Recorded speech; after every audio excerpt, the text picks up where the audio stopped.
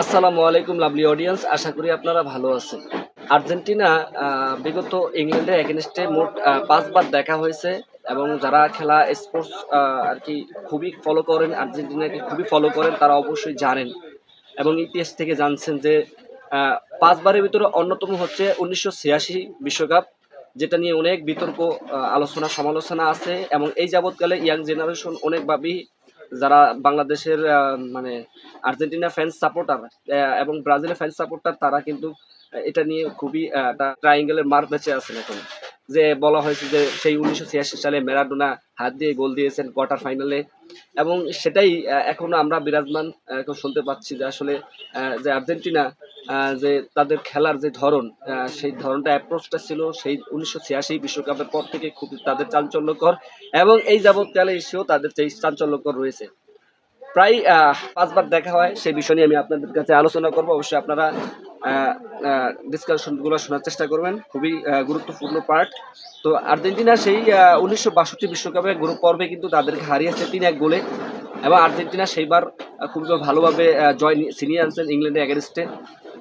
দেন ১৯৬৬ বিশ্বকাপে কোয়ার্টার ফাইনালে সেই ইংল্যান্ডকে ১-০ আর্জেন্টিনা হারায়। দেন যেটা আলোচিত বিষয় সেটা হচ্ছে ম্যারাডোনা হাত দিয়ে গোল দিয়েছেন, কিন্তু আসলে অতটা টেকনোলজি ছিল না। সেই টেকনোলজি যুগে আপনারা মানে ছিল না যেহেতু, তাহলে এটা নিয়ে তো বাড়াবাড়ি কোনো মানেই নেই। সেই ১৯৮৬ বিশ্বকাপে আর্জেন্টিনা ২-১ গোলে আর্জেন্টিনার জয় পায় সেই থিয়াগো ম্যারাডোনা আমলে, তাও কোয়ার্টার ফাইনালে। দেন ১৯৯৮ বিশ্বকাপে রাউন্ড অফ ১৬-তে ২-২ গোলে ড্র হয়। ড্র হওয়ার পরে লাস্ট পর্যায়ে যায় আপনার টাইব্রেকার হয়, ৪-৩ ব্যবধানে জয় পায় আর্জেন্টিনা। দেন ২০০২ বিশ্বকাপে গ্রুপ পর্ব ইংল্যান্ডকে ১-০-তে আর্জেন্টিনা প্লান্টিতে জয় পায়। সেই ৫ বার দেখা হয়েছে লাস্ট, কিন্তু এই যাবৎকালে হ্যারি কেন এবং মেসি, লিওনেল আন্দ্রেস মেসি, তাদের সাথে বিভিন্ন লিগে দেখা হইলেও দু একবার, কিন্তু কখনোই ইন্টারন্যাশনাল ক্যারিয়ারতে কখনোই কারোর সাথে দেখা হয়নি। এইবার প্রথমবারের মতো হতে চলছে। সেই আর্জেন্টাইন তারকা লিওনেল মেসি দেন হ্যারি কেন দেখা হবে আর কি ১৫ তারিখে সেমিফাইনাল দেখা হবে। খুবই খুবই অন্যরকম একটা ম্যাচ হবে, আশা করি রাত ১টা বাংলাদেশ সময়। সেই Lionel Andres Messi versus Harry Kane খেলা হবে। ভাই, যদি আর্জেন্টিনা জয় পায় এখান থেকে, তাহলে সোজা চলে যাবে ফাইনালে এবং তাদের আগের সেই একজন প্লেয়ার বলেছিল, মানে প্রাক্তন প্লেয়ার, যে আর্জেন্টিনাকে হারিয়ে তারা ফাইনালে যাবে এবং তারা ফাইনালের কাছের অধিকার।